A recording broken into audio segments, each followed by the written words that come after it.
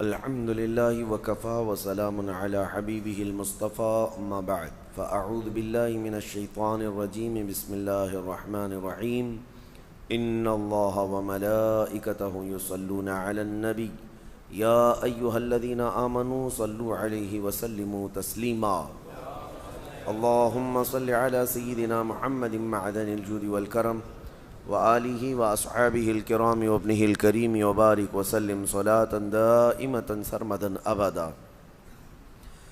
نبی پاک صلی اللہ تعالیٰ علیہ وسلم کی مکی زندگی کا چھٹا سال تھا، 5 سال گزر گئے تھے۔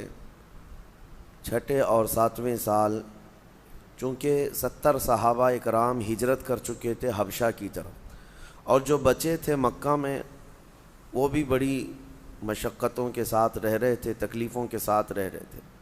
ایک وقت ایسا آیا کہ حضرت ابوبکر صدیق رضی اللہ تعالیٰ عنہ وہ اکیلے تنہا مکہ سے نکل پڑے۔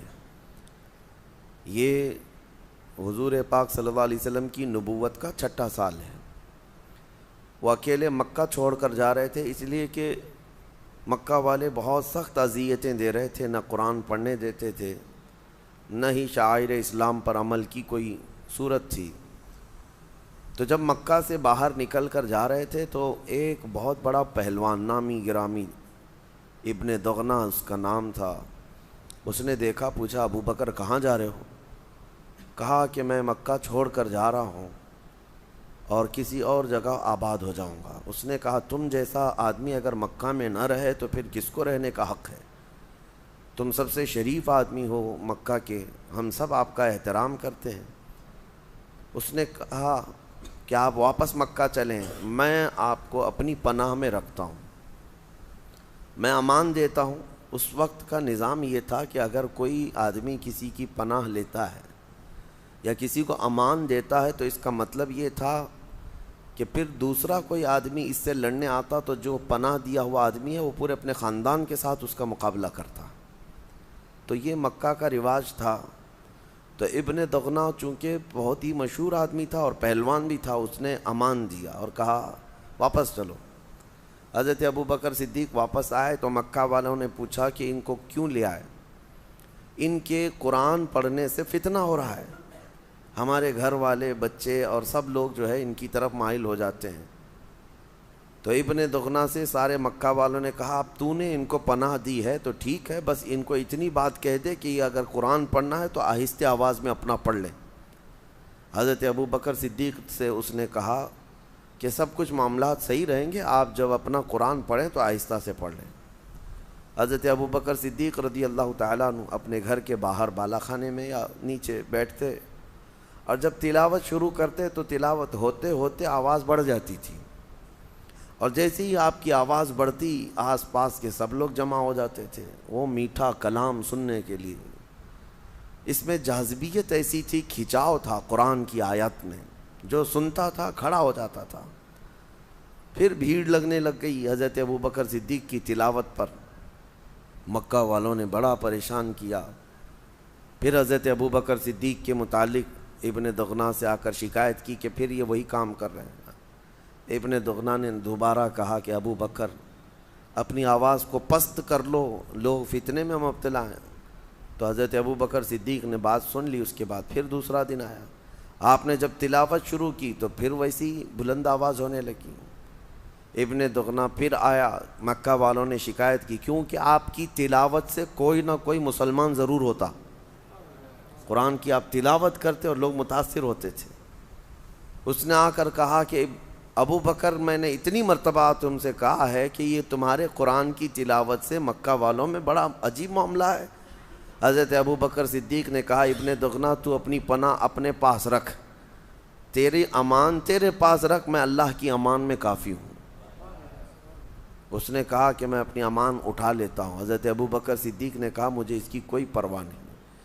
وہ ایسے سخت ترین حالات میں قرآن پر ایسے عمل کرتے رہے، انہیں کسی کے پناہ کی اور کسی کے امان کی بھی حاجت نہیں تھی۔ یہ واقعات تھے چھٹے سال کے نبوت کے۔ اور ایک بہت بڑا معاملہ جو پیش آیا، بڑا جو معاملہ جس کو کہتے ہیں کہ ایک اچانک ایک ٹرننگ پوائنٹ مکہ والوں میں، اور جو وہاں پر مسلمان تھے، غریب صحابہ تھے، ان میں جو ایک الگ ٹرننگ پوائنٹ آیا ہے، یہ ہجرت حبشہ سے پہلے کی بات ہے۔ ہجرت حبشہ سے پہلے کی بات ہے۔ حبشہ جو صحابہ ہجرت کر گئے وہ بعد کی بات ہے، اس سے پہلے کا یہ مسئلہ میں آپ کو بتا رہا ہوں کہ دو بہت بڑی طاقتیں جو مکہ میں تھیں وہ دونوں ایمان لائے۔ ایک حضرت امیر حمزہ اور دوسرے حضرت عمر ابن خطاب، دونوں پہلوان مانے جاتے تھے، اور دونوں کے ایمان لانے کا سبب کچھ اور ہی تھا۔ ایک دن رسول کریم صلی اللہ علیہ وسلم حرم پاک میں اندر گئے تھے، خانہ کعبہ کے پاس۔ ابو جہل اپنے ساتھیوں کے ساتھ وہاں بیٹھا، ٹھٹا کرتا رہا، مذاق کرتا رہا، اور نبی پاک صلی اللہ علیہ وسلم کو خانہ کعبہ کے پاس گھسیٹا، اور حضور کو اس نے مار توڑ بھی کیا، زد و کوب کیا، گالی گلوچ کیا۔ نبی پاک صلی اللہ علیہ وسلم حرم سے باہر تشریف لے آئے۔ امیر حمزہ شکار کرنے کے بڑے شوقین تھے، وہ اس وقت بڑے پہلوان مانے جاتے، اور ایک نسبت حضور اکرم صلی اللہ علیہ وسلم کے ساتھ ان کی تو چچا ہونے کی ہے ہی، کہ وہ حضور کے سگے چچا ہیں، حضور کے سگے چچا ہیں، لیکن دوسری ایک نسبت یہ بھی ہے کہ وہ حضور کے رضائی بھائی بھی ہوتے ہیں۔ یعنی حضور صلی اللہ علیہ وسلم نے جس خاتون سے دودھ پیا، حضرت صہیبہ، اسی حضرت صہیبہ سے حضرت امیر حمزہ نے بھی دودھ پیا، تو نبی پاک صلی اللہ علیہ وسلم کے چچا بھی ہیں اور دودھ شریک بھائی بھی ہیں، بڑی قربت بھی تھی۔ وہ ایک شکار سے واپس آ رہے تھے، بیچ راستے میں مکہ میں جیسی داخل ہوئے، لوگوں نے کہا حمزہ تمہارے بھتیجے محمد کے ساتھ آج ابو جہل نے بڑا برا حال کیا، ان کے ساتھ مار توڑ کیا، گالی گلوچ کیا۔ حضرت امیر حمزہ نے وہیں سے سفر، ابھی گھر نہ پہنچے، نہ ہی حضور سے ملاقات کی، سیدھے حرم میں آئے۔ ابو جہل اپنے وہی گھنٹالوں کے ساتھ بیٹھا ہوا تھا، گرو گھنٹالوں کے ساتھ۔ حضرت امیر حمزہ سیدھے گئے اور اس کا دامن پکڑ کر کھینچتے ہوئے اس کو صحن میں لایا، اور اپنی تلوار کی ڈھال جو تھی اس سے اتنا مارا کہ اس کا سر پھٹ گیا، اور خوب اس کو لاتوں سے اور گھونسوں سے مارا، کوئی بچانے والا نہیں تھا ابو جہل کو، اور کہا کہ تو میرے بھتیجے محمد صلی اللہ علیہ وسلم کو کیا صرف یتیم سمجھ کر کے گالیاں دیتا ہے؟ جب تک حمزہ زندہ ہے تو ان کی طرف انگلی بھی نہ اٹھانا، ان کی طرف سختی کا معاملہ ہرگز نہ کرنا، ورنہ میں مقابلے کے لیے ہر گھڑی تیار ہوں۔ جبکہ وہ ایمان لائے ہوئے نہیں تھے، ایمان لائے ہوئے نہیں تھے، لیکن رشتہ داری کی حمیت اور غیرت بھی تو تھی۔ اور اس کے بعد لوگوں نے کہا حمزہ تمہیں پتہ ہے تمہارا بھتیجا کیا کر رہا ہے؟ حضرت امیر حمزہ نے کہا وہ جو کر رہا ہے اپنی جگہ پر، لیکن ابو جہل نے جو کیا اس کو کوئی نہیں سراہے گا۔ ابو جہل نے خود ہی لوگوں سے کہا چھوڑ دو حمزہ کو، ان کی رشتہ داری اور ان کی غیرت کی بات ہے، انہوں نے یہ کر دیا۔ واپس امیر حمزہ آئے نبی پاک صلی اللہ علیہ وسلم سے ملاقات کے لیے، حضور غمگین تھے۔ آتے ہی انہوں نے کہا میں نے آپ کا بدلہ لے لیا ہے، سنا ہے کہ ابو جہل نے آپ کے ساتھ بدتمیزی کی ہے، لیکن میں نے اس کو خوب مارا ہے۔ حضور پاک صلی اللہ علیہ وسلم خاموش سنتے رہے، چہرہ نہیں اٹھایا۔ امیر حمزہ نے کہا کیا آپ ابھی نہیں مسکرائیں گے؟ آپ خوش نہیں ہیں اس بات سے؟ نبی پاک صلی اللہ علیہ وسلم نے فرمایا میں خوش اس وقت ہوں گا جب آپ کلمہ طیبہ پڑھیں گے۔ امیر حمزہ نے اسی وقت کلمہ شہادت پڑھ کر کے داخل اسلام ہوئے، اور پھر اس کے بعد ان کے رجزیہ اشعار بھی تھے۔ وہ اتنا فخر کرتے تھے کہ اپنے ایمان لانے پر حضرت امیر حمزہ واپس حرم میں آئے اور چیخ چیخ کر کے بیان کیا کہ اللہ تعالیٰ نے میرے دل کو ہدایت دے دی اور میں سچے ایمان پر آ چکا ہوں۔ یہ امیر حمزہ رضی اللہ تعالیٰ عنہ کا ایمان تھا، اور نبی پاک صلی اللہ تعالیٰ علیہ وسلم کے ساتھ رہنے لگے، اور ایسے ساتھ جیسے ایک باڈی گارڈ ہوتا ہے حفاظت کے لیے۔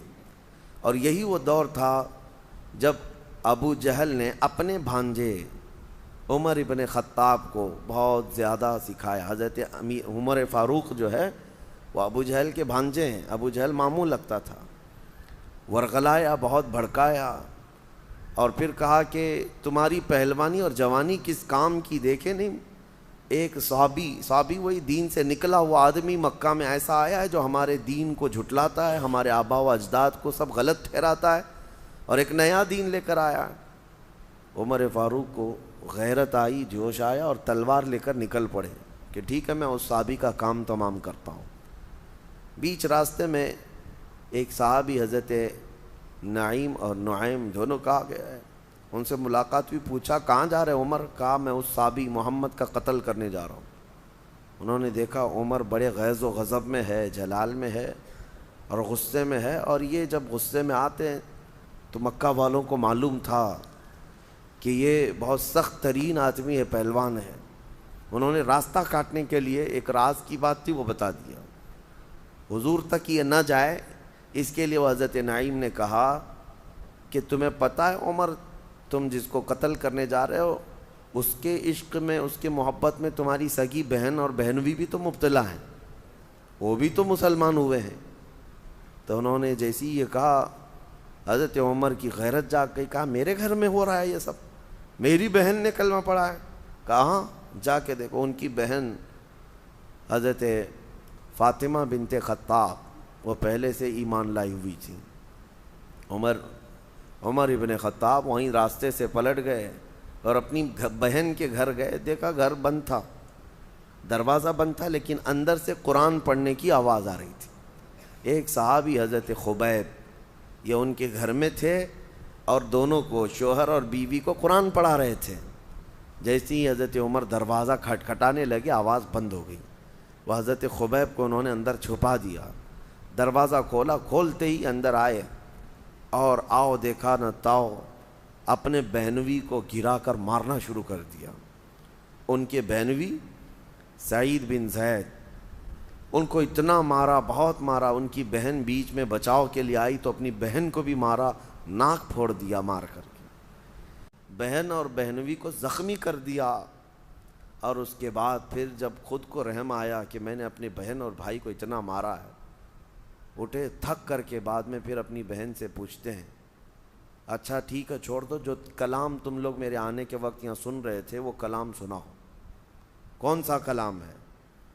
جیسی حضرت عمر نے یہ کہا، حضرت خبیب جو چھپے ہوئے تھے اندر وہ باہر آ گئے، کہا کہ میں سناتا ہوں۔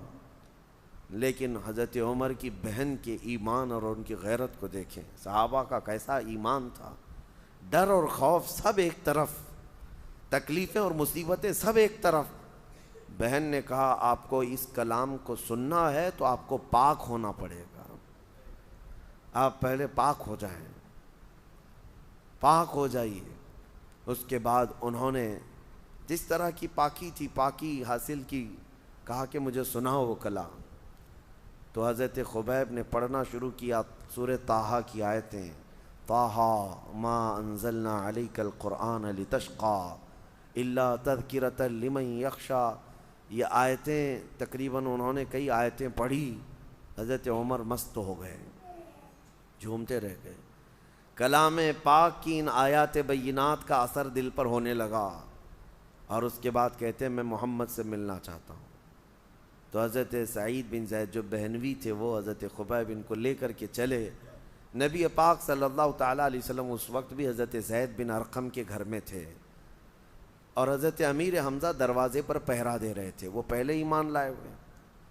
تو حضرت عمر تلوار لٹکائے تیزی سے آنے لگے، تو امیر حمزہ نے بھی تلوار نکال لی۔ اندر سے آوازیں آنے لگ گئی کہ عمر آ رہا ہے، عمر آ رہا ہے، پتہ نہیں کیا ہونے والا ہے۔ تو حضرت امیر حمزہ نے چیخ کر کہا عمر آ رہا ہے، تو حمزہ بھی کھڑا ہے، اور یہ کہا کہ اگر اس کی نیت اچھی ہے تو میں استقبال کروں گا، اور اگر بری نیت لے کر کے آ رہا ہے تو میری تلوار سے وہ بچ کر نہیں جائے گا۔ امیر حمزہ دروازے پر تان کر کھڑے تھے۔ نبی پاک صلی اللہ علیہ وسلم اندر حجرے سے آواز لگاتے ہیں امیر حمزہ کو کہ آپ اپنی تلوار نیچی کر لیں، اس لیے کہ اللہ نے مجھے یہ حکم فرمایا کہ عمر آپ کے پاس آئے گا اور اسلام کے ساتھ آئے گا۔ نبی پاک صلی اللہ علیہ وسلم نے ایک دن پہلے دعا کی تھی، اللہم اعز الاسلام باحد من العمرین۔ ابو جہل کا نام بھی عمر ہے، ابو جہل کا نام بھی عمر ہے، عمر بن ہشام، اور حضرت فاروق اعظم کا نام بھی عمر بن خطاب۔ حضور نے یہ دعا کی تھی کہ اے اللہ دونوں عمروں میں سے کسی ایک عمر سے اسلام کو عزت عطا فرما دے۔ اور حضور کی دعا یہ حضرت فاروق اعظم کے حق میں قبول ہوئی۔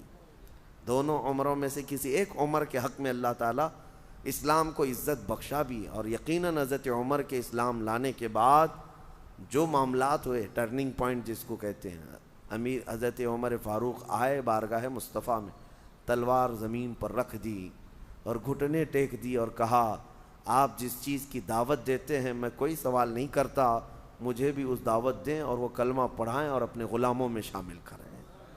یہ حضرت عمر نے جیسے ہی یہ کہا، صحابہ جو اندر بیٹھے تھے وہ تقریباً 40 کے قریب تھے، اتنی تیز آواز میں انہوں نے نعرہ لگایا تھا کہ مکہ میں گلیوں میں یہ آواز گونج گئی، سارے سن پڑے، اللہ اکبر کی آواز اتنی زور تھی۔ اور دیکھیں سب سے پہلا کام حضرت عمر کے اسلام لانے کے بعد ہوا کیا؟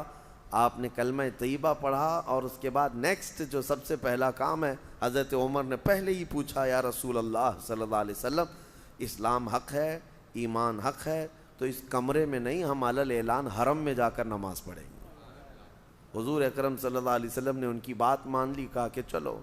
اب اس کے بعد پہلی مرتبہ دار ارقم سے حضور پاک کے ساتھ یہ صحابہ نکلے، 40 صحابہ حرم کی طرف جا رہے تھے، 2 صفوں میں تھے، 2 صفوں میں چلتے ہوئے جا رہے تھے، ایک صف کے آگے امیر حمزہ تھے، ایک صف کے آگے عمر ابن خطاب تھے۔ مکہ کی گلیوں سے گزرتے ہوئے حرم تک پہنچے، بہت سارے گرگٹ دیکھتے رہ گئے لیکن کوئی کچھ نہیں کر سکا، کوئی کچھ نہیں کر سکا، اور یہ بڑی شان کے ساتھ حرم پاک میں آئے بھی اور اپنی عبادت بھی کیے اور واپس آئے۔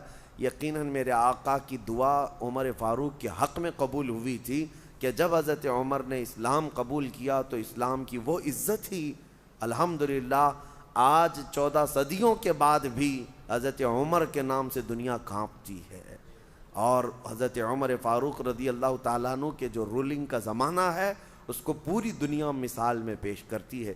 یہ 2 اہم واقعات 7ویں نبوت کے 7ویں سال یا 6 سال پیش آئے تھے، اور اس کے بعد نبی پاک صلی اللہ تعالیٰ علیہ وسلم کے سوشل بائیکاٹ کا زمانہ شروع ہوا، اور اس کے بعد جو حالات ہوئے، حضرت بی بی خدیجۃ الکبریٰ رضی اللہ تعالیٰ عنہا کے انتقال اور جناب ابو طالب کے انتقال کا معاملہ آیا، یہ سیرت کا حصہ تھا۔ انشاءاللہ العزیز اس کو کل عرض کرتا ہوں۔ وآخر دعوانا ان الحمدللہ رب العالمین۔